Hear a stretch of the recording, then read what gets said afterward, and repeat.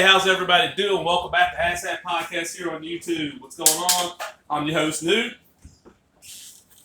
What we got here is a failure to communicate. Fucking Cohen Loot, baby. Eclipse Comics, Bob Powell's Timeless Tales, issue number 1. This is from 1989. That's later I thought. This is one of the many Eclipse published collections of old comics that were public domain, which meant that they didn't have to pay for rights to these, so they just get copies, make scans or whatever they had to do and print them. And I'm assuming they sold very well because they did quite a few of these. And I love this kind of stuff. This is how, back then, that's how you learn about old comics, because you didn't have Wikipedia, you didn't have the internet, and there was not trade collections. In 89, you're starting to get more and more. The big things people don't know is the big thing you got comic book trade paperbacks where people go, graphic novel, that's not a fucking graphic novel. I'll explain that real quick. Real simple. A graphic novel is a comic where the entire story is printed in one edition. The entire story is told in that edition. It's an OGN, an original graphic novel. The original. Watchmen is not a graphic novel. Watchmen was published one issue a month. I think they fell behind towards the end for 12 months as regular floppy comics and then put out in a trade paperback or hardcover.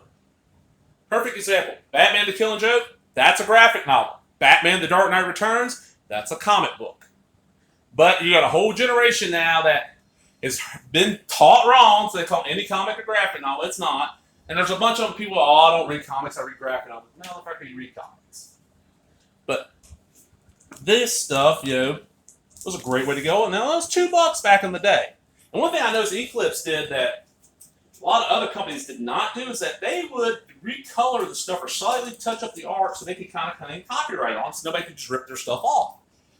And Bob Powell's one of these artists, I didn't know nothing about the guy. Until I started getting Eclipse on a series called Seduction of the Innocent, which was few reprints of pre-code stuff, based around the Seduction of the Innocent book. And I fell in love with his work. And we got, this is old time stuff, you got kind of some caricatures there of like a stereotypical Asian Mongol. Well, these are not color, these are black and white. Got a match? Reprint from Black Cat number 9. And just good black and white line work. This is also how I discovered so many great Golden Age artists I never would have heard of thanks to stuff like this. And these, $2 in. By the time I was picking this stuff up, it was right about when the 90s comic book was getting ready to start. And this kind of stuff was in the cheap bin, so while everybody was buying, let's just say, 10 copies of Ghost Rider Volume 2, number 1, Danny Ketchwin, I was digging in the cheap bins and buying piles of this stuff. Oh, man, James Bond 007, Mike Grell. I'm not a Bond guy, but I love Mike Grell. Look at that, man. 48 pages, classic format, fully painted. $4 an issue, though. Supreme Penalty. Reprinted from Race to the Moon, number 1. Dirty Pair, some early manga. Eclipse did some of the very earliest manga. And, reprinted over here in the States. The Cheesies. The Weasel Patrol. Oh, here we go. A brief artist on Judge Dredd and Road Trooper shot Colin Wilson to popularity in the early days, and then he left for France and fame on the other side of the channel.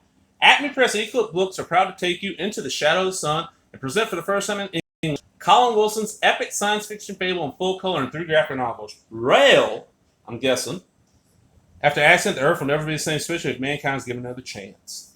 They printed a lot of stuff that we just weren't getting here in the States. Eclipse was a great company that just finally folded, which sucked. And nowadays, they're probably best known for Miracle Man. I mean, that's about it. They're known for Miracle Man, which is one of their good series. I really enjoy Miracle Man. And there's another thing I love, they always give you a lot of history about Bob Powell and the stories. This is Don and Maggie Thompson. They ran the Comics Buyer's Guide for years and years.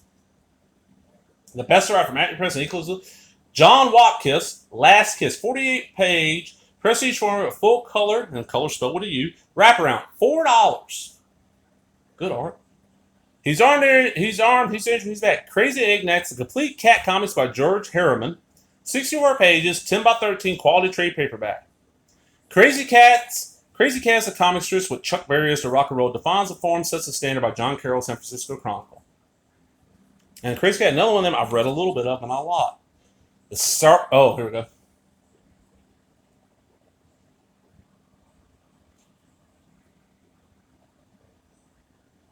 Oh, about recycling now, 89 now. We're talking about, recycling was around back then, and good thing. Just there's issues with it. The Scarlet Arrow reprinted from Black Cat 5, so it's kind of like a superhero thing. Oh, look at that right there.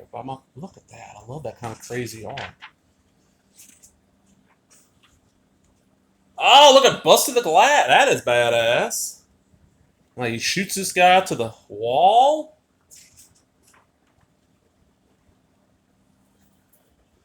Aviation action. We know you read Airboy, but did you deal around the Airfighter crossovers and spin-offs? Skywolf miniseries, Valkyrie miniseries 2, Airboy meets Prowler, Airboy versus Sergeant Strike, Air Maiden Special, Airboy versus the Air Maids, Airboy meets Mr. Monster. I have that one. Airfighter Classic. I've got that. I've got the first issue of that. That's another reprints old public domain stuff. Mysteries of the Universe Explained sort of. Dr. Watchtop Adventures in Time and Space, complete graphic collection by Ken Macklin.